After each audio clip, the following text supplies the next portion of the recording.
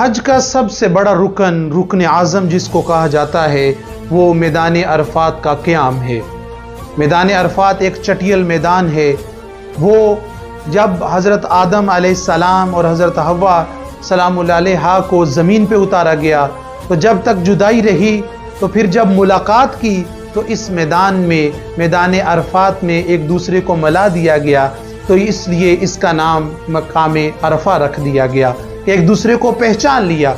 تو وہ لوگ بھی اپنے اس اصل سے ملنے کے لیے جاتے ہیں۔ انسان بھی تو اس کے وجود کا ایک حصہ ہے، اس لامحدود ذات کا ایک جز ہے۔ تو جب یہ جز اپنے اس کل سے مل جاتا ہے، جب یہ جز اس کل کی ملاقات حاصل کر لیتا ہے، اس کو پہچان لیتا ہے، اس کو دیکھ لیتا ہے، تو پھر اس کو تو ہی عرفہ کہا جاتا ہے۔ ہم اپنی ہی غفلت کی وجہ سے اس سے دور ہو رہے ہیں۔ یہ ضروری نہیں کہ وہاں بھی جایا جائے گا تو پھر ہی وہ مقام عرفہ ملے گا۔ ہم یہاں بھی اگر توجہ کریں تو ہمیں ملاقات دینے کے لیے تیار ہے۔